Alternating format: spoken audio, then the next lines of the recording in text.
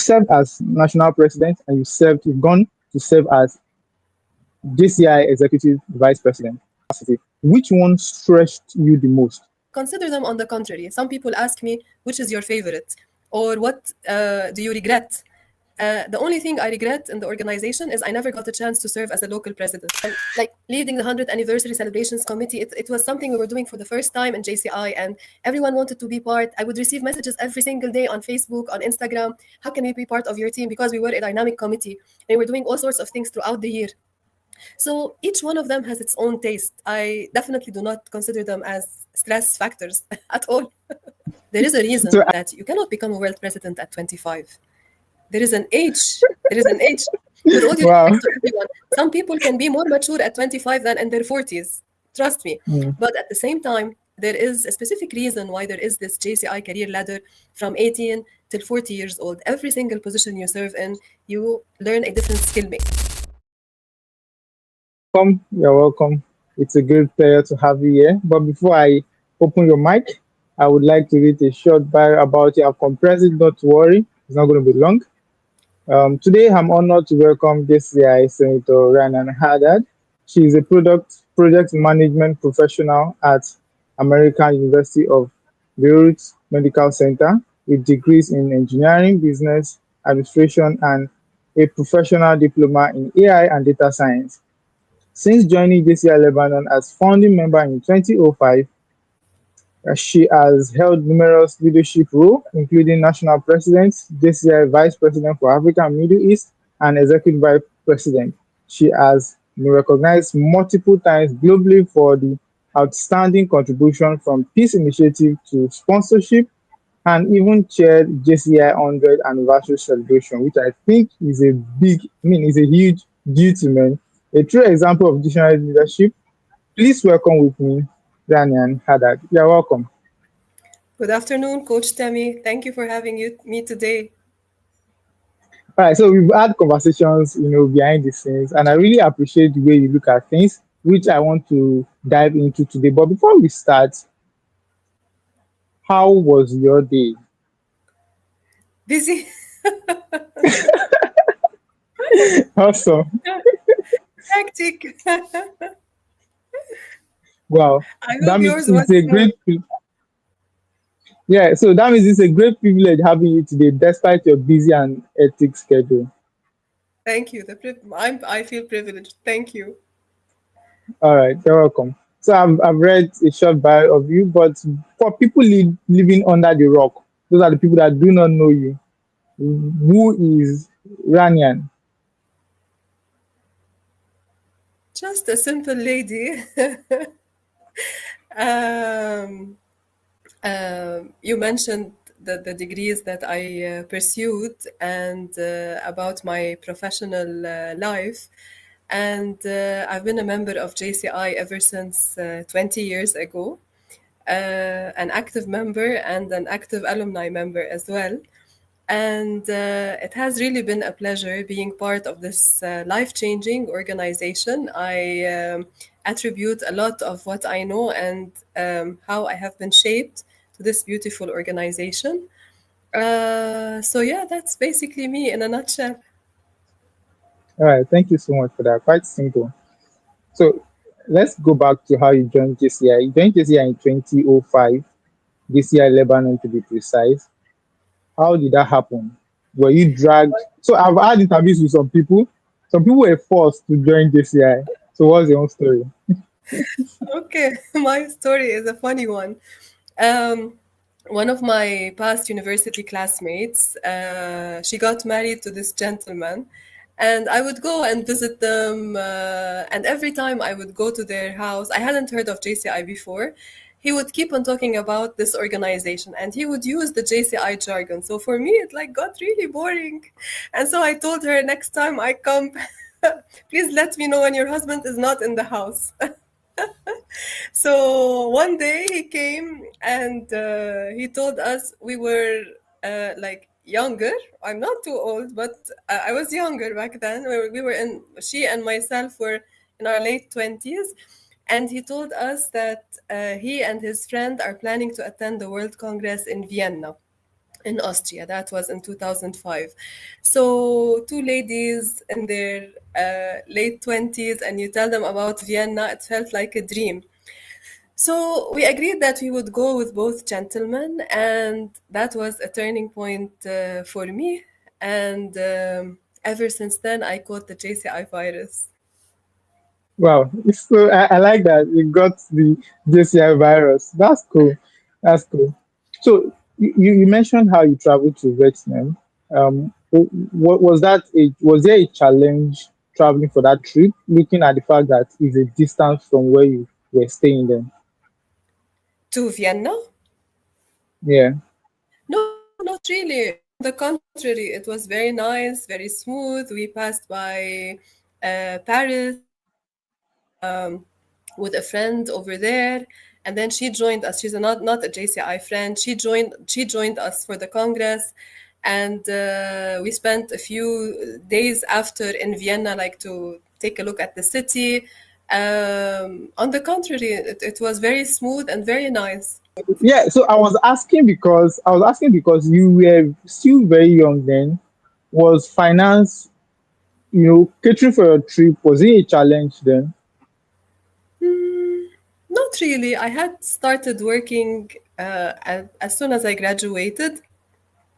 It wasn't a big deal. So I think we either flew directly to Paris and then we went by train. I can't really remember back then, but it's not like if we're going from Beirut to New York or from to Asia, somewhere in Asia, then it's like much farther and like it would be much more costly. So I remember it was something relatively reasonable. And by the way, the mug Oh, I'm drinking in, you just reminded me. We were having dinner, and then after that, in Austria, they have this. I'll remember the name. Typical dessert. A cake with something hot to drink, and I fell in love with the mug. And I asked the restaurant if I can take it, and they said yes. So I took it with me. are you So it currently serious? here's with me. Yes. Wow. That was quite funny. That was quite funny. So looking back, because what I want us to do is just to reflect on your journey, the funny aspect, the challenging aspect, the not so good aspect. I want you to try to remember them bit by bit. So looking back, you've been active in JCI and probably leading one road or the other while you were still very young. How was it like taking leadership positions? Yes, it was quite an interesting experience. I remember it with good memories, mainly good memories. Now, I come from a conservative family, and sorry, excuse the noise of the ambulance. So and initially, like in I'm a very shy person initially, like before. Okay, I still am to a certain extent, but not like back then.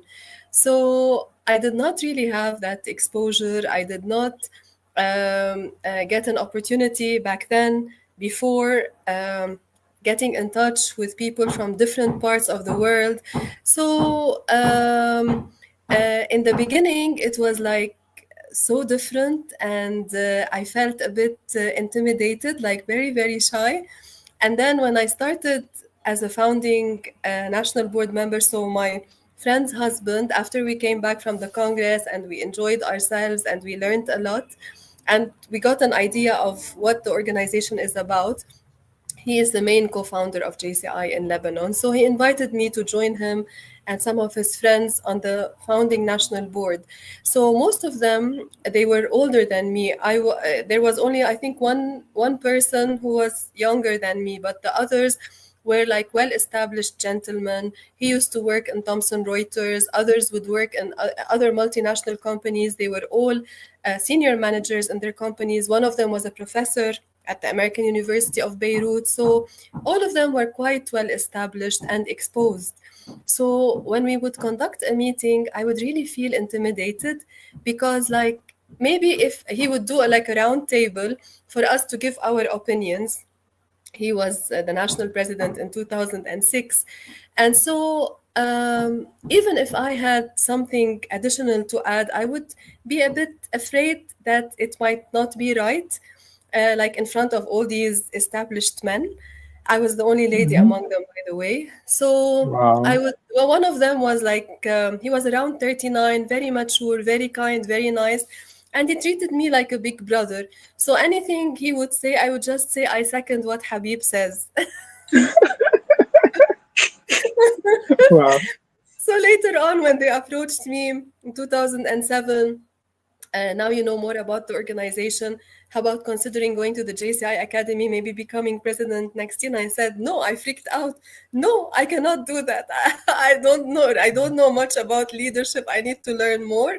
If you ask me to sit in front of a minister and like talk about the organization, then I will not be able to do that.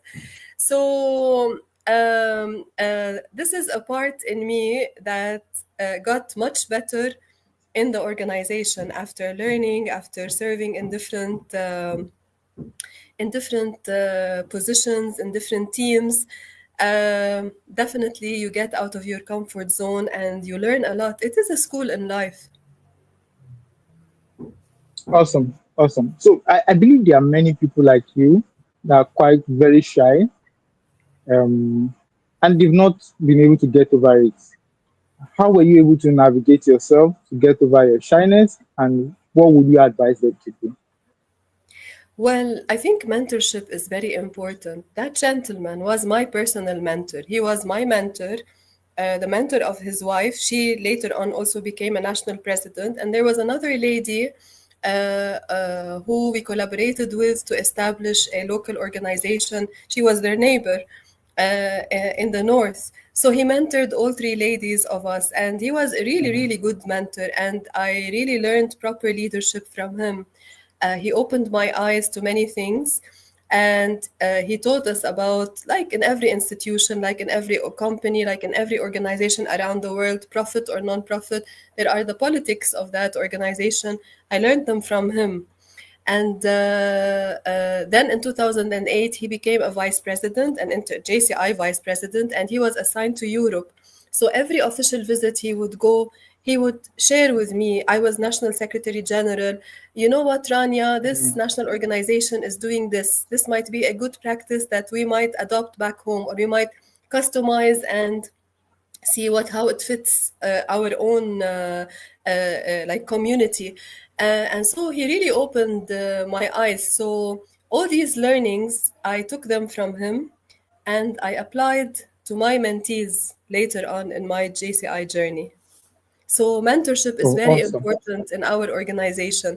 And I always tell the people who ask me maybe to mentor them, to coach them, from young members in the organization to members of the International Board of Directors. So, if heads of states, if ministers, if members of parliament have teams of advisors, then why would we not be humble enough in our organization to have people who you can refer to, people who have walked that road before you and who are willing to share your experience, of course, whenever you ask them.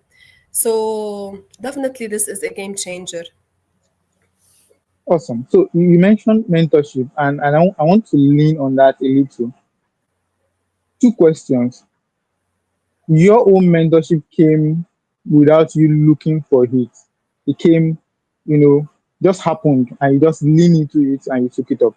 For people that have issues with getting to know, okay, who can mentor me, should you choose mentor at random, or should you look for somebody that is doing something similar in your local organization, or do you even advise that some people should go for people international for them to be mentored? Well, there's no right or wrong over here. It cannot really be random. It has to be someone you look up to, someone who inspires you, someone who has knowledge. If you're seeking a mentor in your domain in business or in JCI, it should be someone who is really knowledgeable about that thing, the institution that you are in. So this is point number one. Point number two, if you some people come from a small national organization, for instance, it happened, JCI Lebanon although we are preparing to celebrate our 20th anniversary next year, but it is a small national organization. It's smaller than JCI ASO or JCI ECHO in JCI Nigeria. I get.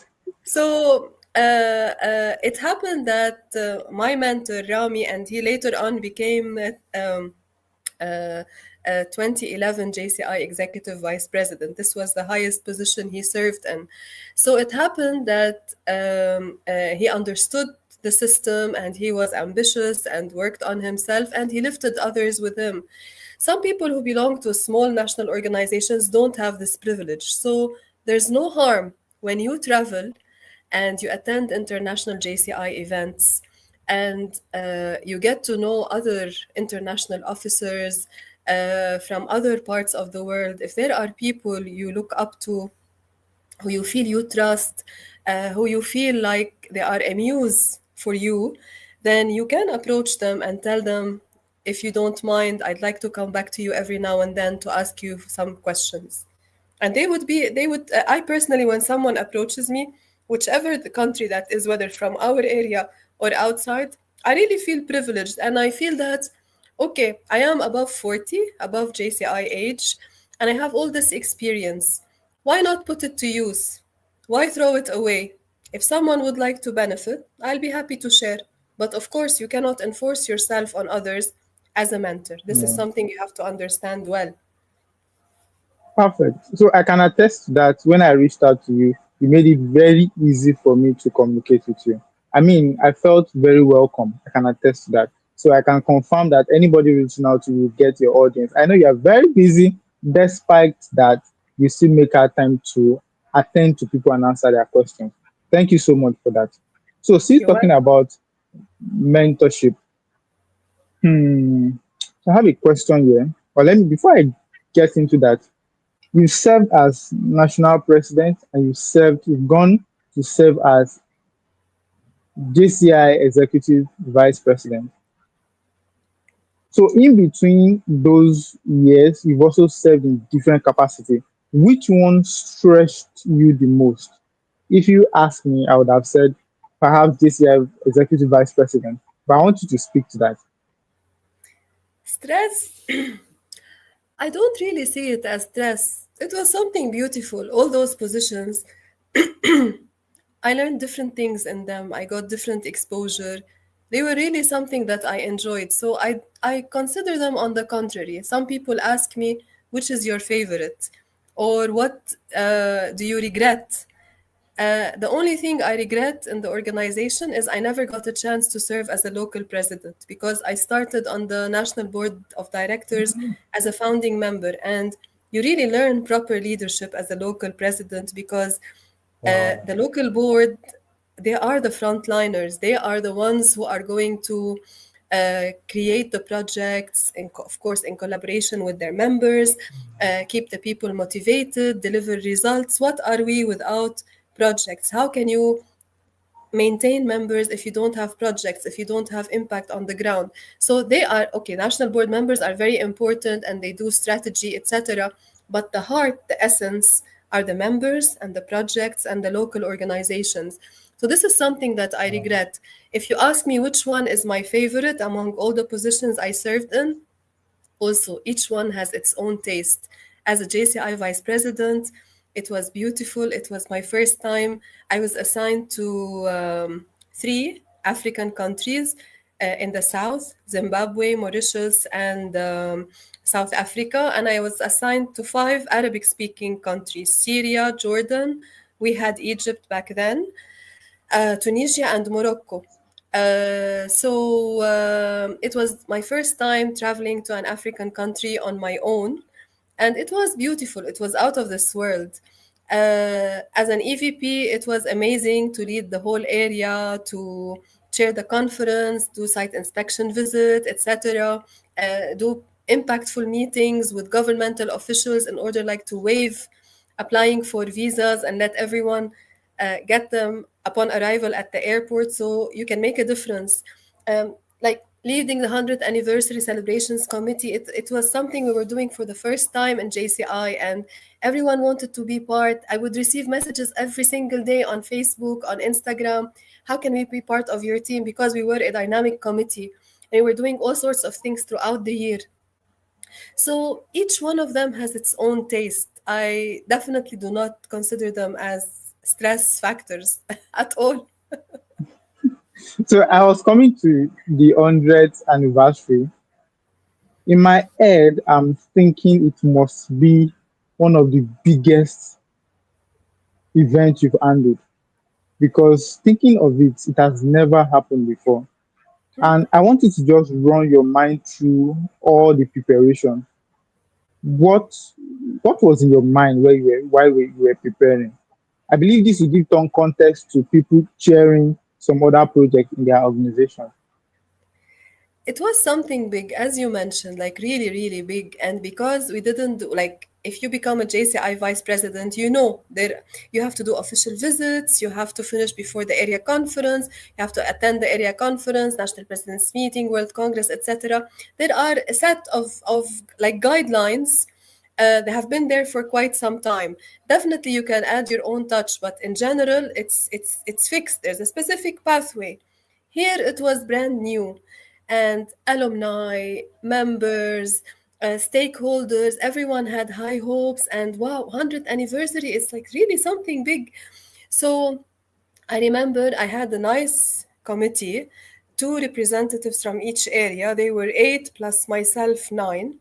And it was the flagship project for the year. So, world headquarters were assisting in that. And we did a lot of research in the beginning. I read a lot about other NGOs, other institutions, what they did when they celebrated their 100th anniversary, just to get an idea of what usually is done and how can we customize it to JCI. And we wanted to involve members, just like what happened this year with the competition for the 110th anniversary logo. We did that. We launched a competition. Um, and there was a winner, etc. And we did all sorts of things. So it was really big. It was really nice. And the more you did, the more it would pump you up to do more. And then the launching was at the World Congress in Leipzig. It was beautiful. It was really a nice experience. And the team, like there was a lady from Argentina, there was someone from USA, someone from Switzerland, someone from Japan, people who think totally differently. So you had to get all their input because everyone is excited, everyone wants to add their own touch, and at the same time, come up with something that is befitting of such a legacy. Hmm. So I remember it very fondly. So I like your line of memory about the things you've done in the past.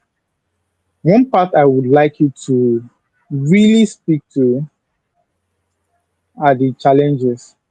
So I'm just thinking, managing you've been working with people all these years, especially people from different time zones, black, white, yellow, blue, if they are such kind of people. So managing people, how has it been for you? Are there some challenges that you would like to pour out? Now, definitely, you learn proper leadership in our organization. So, I always tell our members or whomever I'm mentoring or coaching that there is a reason that you cannot become a world president at 25. There is an age, there is an age, with all due Wow. respect to everyone.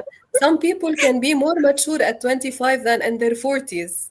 Trust me. Mm, But at the same time, there is a specific reason why there is this JCI career ladder from 18 till 40 years old. Every single position you serve in, you learn a different skill mix. You become better. mm, You get better leading people as a local president, as a national president. If you're an AMDEC counselor and you work on establishing a national organization in another country, people who come from a different background, if you consider you and your siblings at home, you were raised by the same father and mother, you ate the same food, they brought you up under the same rules at home, but each one is different, total different personality. So if you're dealing Yeah. with people from a different city in your country, they're different. How about if you're dealing with people from different countries in the world? So through all the positions I served in, through all the leadership positions, I really learned a lot.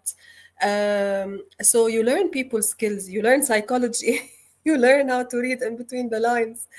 I cannot say it was, how can I, it's not, um, I don't want you to feel that all my answers are utopic.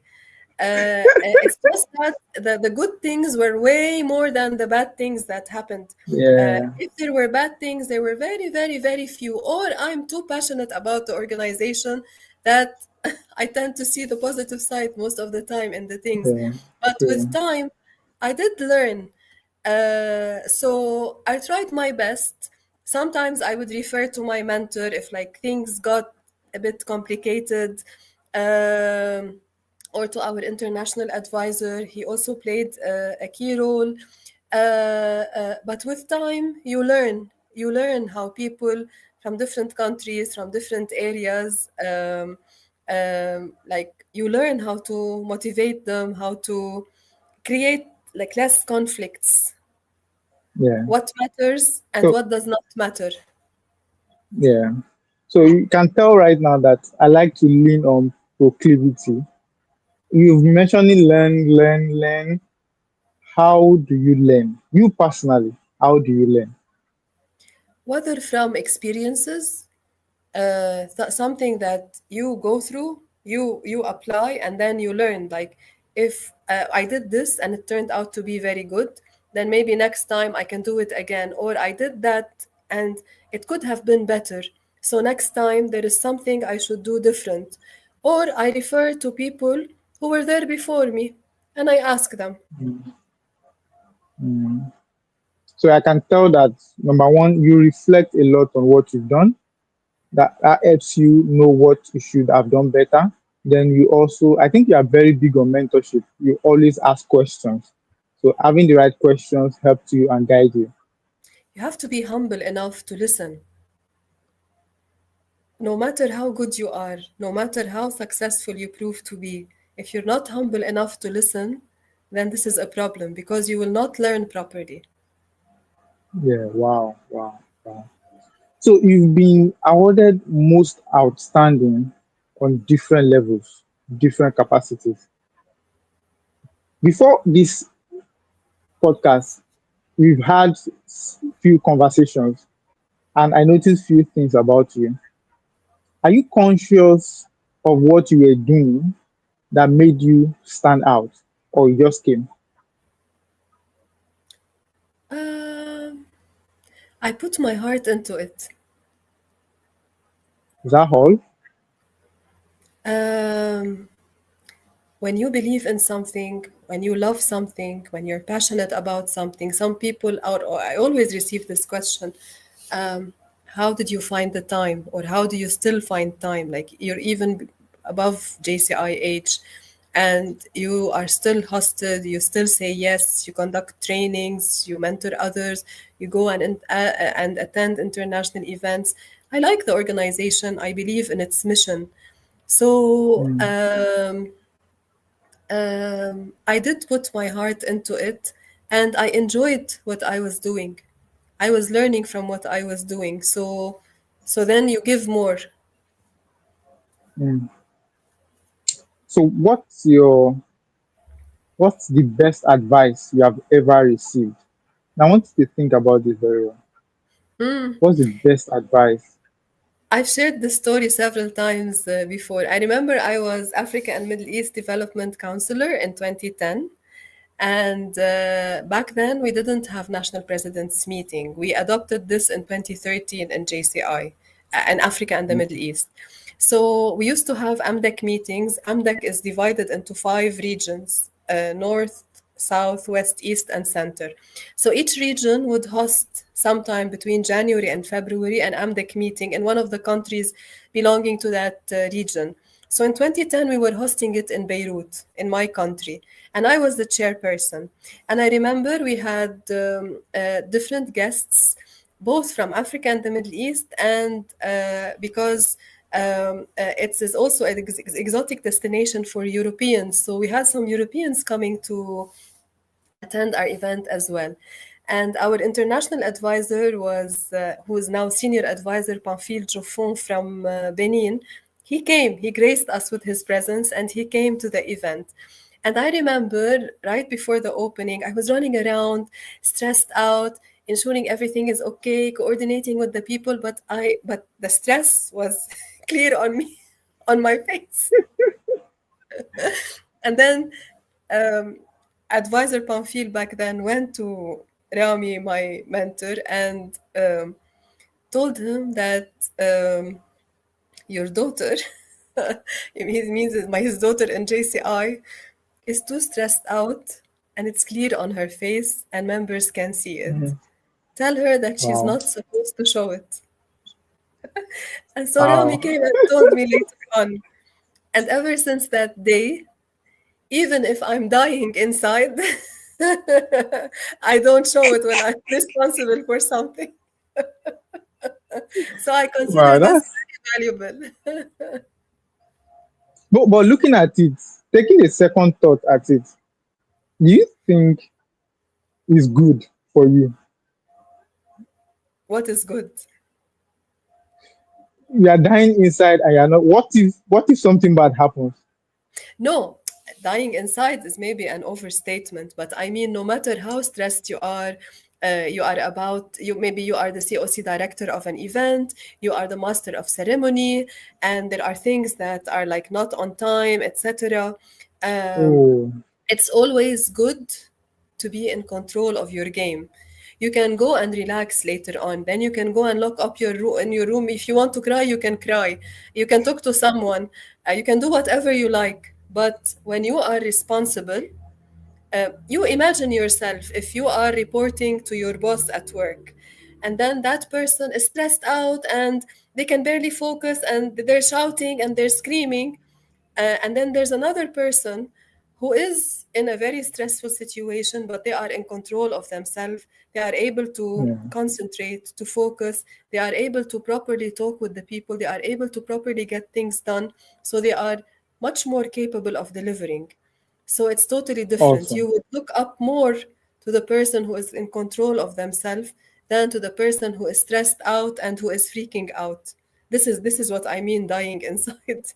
All right, so thank you for the clarification because it's very, very important. So you meant being in control of every situation, even when you are not sure exactly how it will go, at Not the least, situation, but mm, yourself. Because sometimes yeah. if earthquake happens, what can I do? How can I control the situation? All right, wow, wow. So it starts from leading yourself before you can even lead people. You have to be able to control yourself. Awesome. So I want to, okay, before I go into Lebanon, when people come to you for mentorship, do you have steps to take them through? Because so the thing is that I know you can't mentor everybody.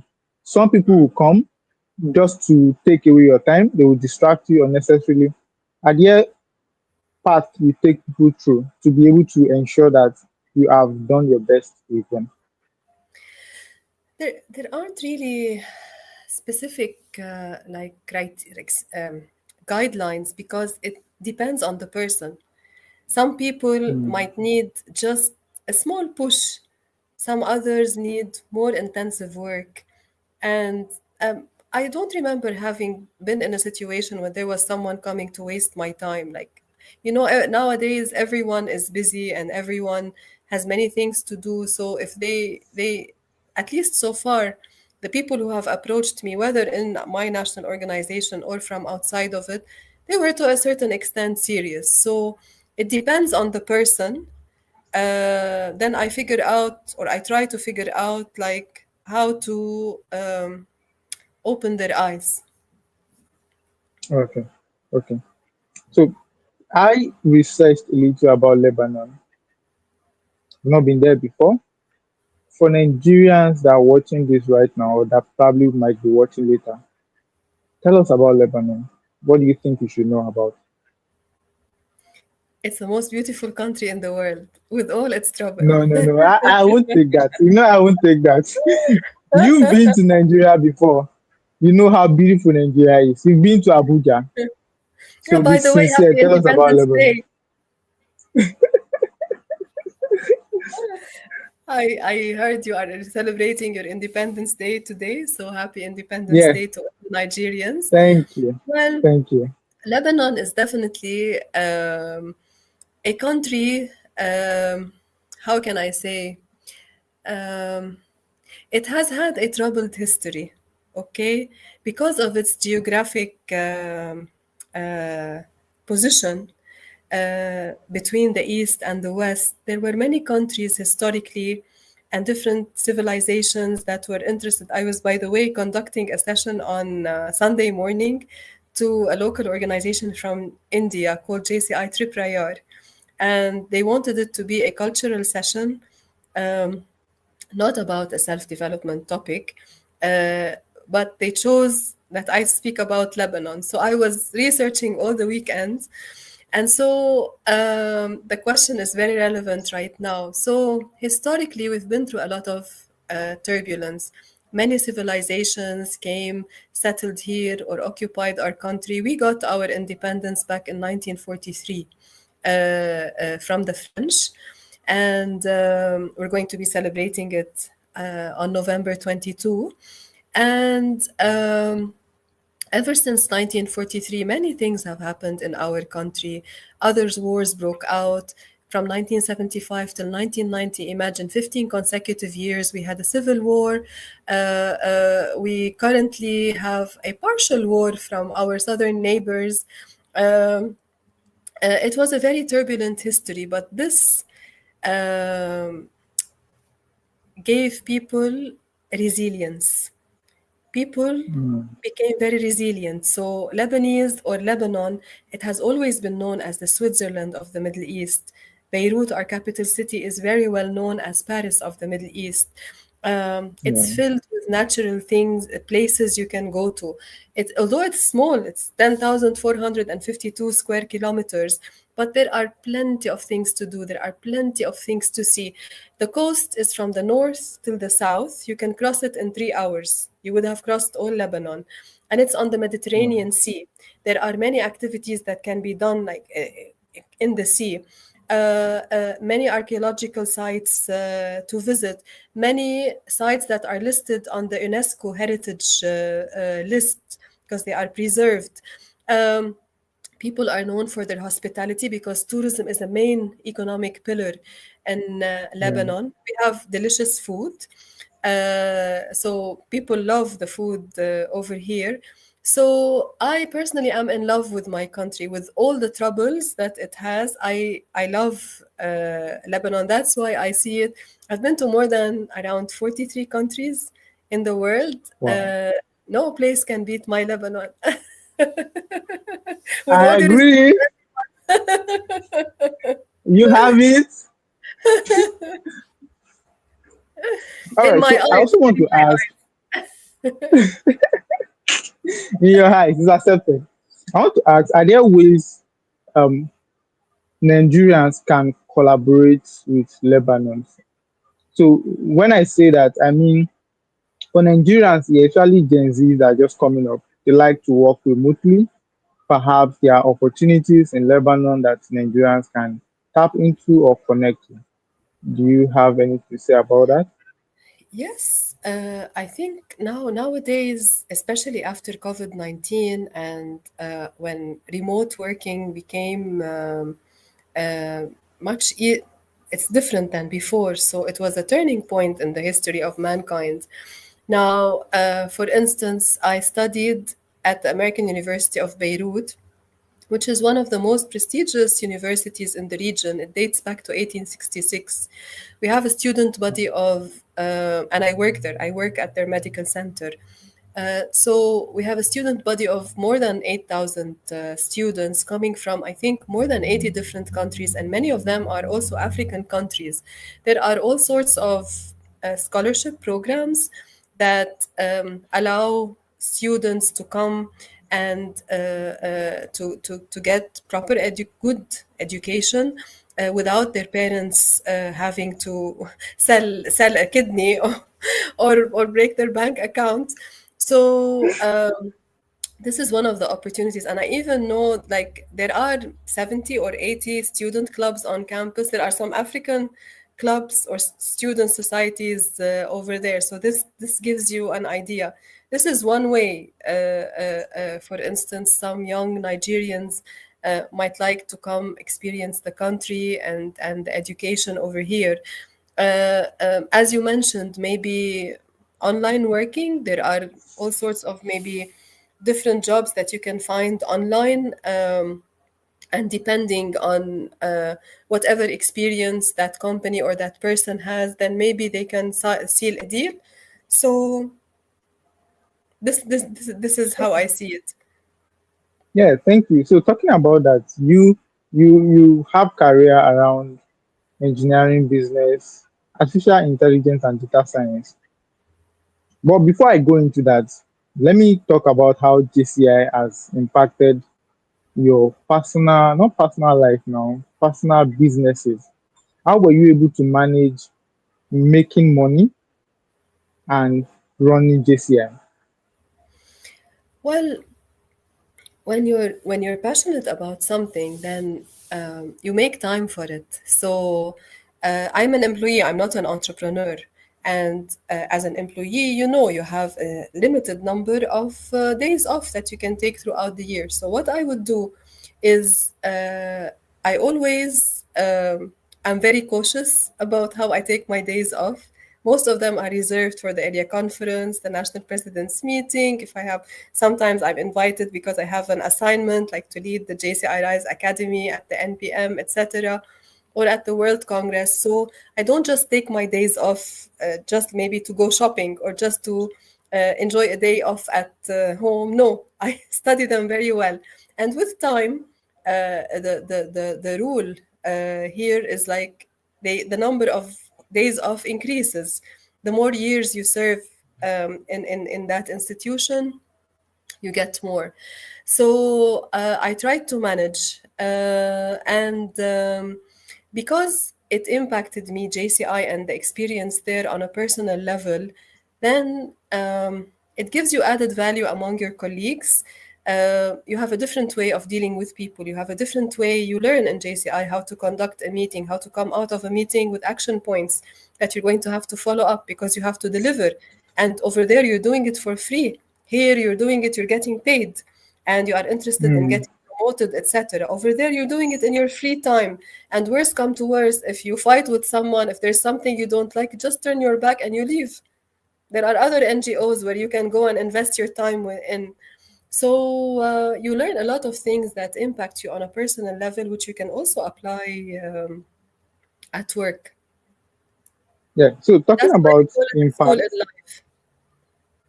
yeah. So talking about impact JCI has had on you, did as of during your journey, has JCI really given you opportunities aside learning leadership, opportunities that translated to businesses? Yes. For instance, there was a recent one, like a couple of years ago. A very good friend from JCI Syria. He used to work as a regional advisor for a Dutch NGO, not as a volunteer, but like professionally. He was a senior executive over there, and they were once. Working with a consultant in Erbil in Iraq. There were three major universities over there where they have these career development centers, and these centers are responsible to arrange for internships for the students. You know, sometimes it's a requirement if you are, let's say, an engineering student at your third year, you have to go through an internship for like 2 months, otherwise, you will not be able to graduate. So these Yeah. centers, this is what they're responsible for. However, they were headed by professors at the university. And the bread and butter of a professor is to teach and to do research. They can have administrative positions, they would give them a bit more income, but like their main thing is teaching and doing research and getting promoted from assistant professor to associate professor to a full professor. Yeah. So they weren't really doing a very good job. So that this consulting company came up with an idea that why don't we come up with student clubs on campus, and these student clubs can really be the backbone of those centers. So my JCI friend approached me and told me, Rania, I have this project and I thought of you because I had previously worked on establishing a or contributed in establishing a university chapter at our university. So he told me, you have the Mm. experience. I thought of bringing you in as an expert consultant for you to propose a structure for these clubs and to come Wow. up with a constitution for them. And because in Iraq, because they went through a dictatorship during the mandate of Saddam Hussein, it's not something common to have student clubs on campus. They're not very familiar with that concept. So you finish your classes, you don't really hang around on campus, and then you leave, you go back home. It's not like the regular student life, etc., etc. So it was a beautiful project, and I did it as a consultant, and I was happy because I used my JCI experience in something else, and it was easy. It wasn't difficult because it's something that you know by heart, you have experience in. Mm-hmm. So this is Mm-hmm. one way it brought me business, if we want to call it Wow. business. Awesome. I love that. I love that. So I'm thinking of the best question to ask now. I'm looking at time. I also want to make sure that I don't eat into your time too much. So basically, how do you, I know you've traveled around the world, been to 40 something countries. You've met people that you never knew you met before. I mean, you met people, they greeted you, you can't even remember their name. How do you maintain relationship that you think are important to you? What are the things you do to keep those relationships? Of course, it's very important to maintain your network, whether you're going to utilize it or not later on, but always engaging with people is enriching. So some of them, they become really good friends. For instance, I have one of my best friends is a Nigerian, by the way, from JCI Nigeria. Tell us, Not tell because you us. are from Nigeria, but he's really a special gentleman. So when it's Easter, when it's Eid al-Fitr, Eid al-Adha, Christmas, I open my contact list, and depending on most of them, like their religion, you send a greeting. Those who you become close to, let's say you heard that there was a typhoon in the Philippines, you send out a message. Oh, I heard in the news that this happened. I hope that it's not nearby where you live. Now, with the presence of social media, with the presence of WhatsApp, it's very easy to remain connected. If you see that someone maybe graduated with a new degree and maybe they're in their 50s, like it's an inspiration, then depending on my relationship with that person, I would reach out. It would be a personal message or maybe a call. Or if you hear maybe someone lost their father, their mother, someone dear to their heart, you reach out. It's always beautiful to preserve these relationships. I remember when that famous port of Beirut explosion in August 2020, and the whole world heard about it. After all, it was the largest man made explosion in the history of Wow. mankind. That day, I Mm. remember, without exaggeration, I received between calls, messages on WhatsApp, messages on Facebook Messenger, messages on Facebook, messages on Instagram from around 500 people from different parts of the world because of JCI. So, in such Wow. instances, you feel that you really belong to a second family. You don't have Mm. blood ties with them, but it is a beautiful family. Wow. Awesome. I love that. So you've spoken very well about distance relationships. How about relationships that you have now? begin to see as very close friends? How do you ensure, despite your busyness, to maintain those relationships? You know, That, relationship comes with its own demand. The closer you get, the more the demand. of course, all relationships in life, it's like a garden. You have to invest time, you have to invest effort. Otherwise, like, it's just something regular. So when they are friends, like friends, not really contacts, then if some time passes and you don't hear from them, then I might send a text. Hello, I'm just checking on you. I hope everything is okay. It's been some time. I didn't hear from you. Or I can schedule a call.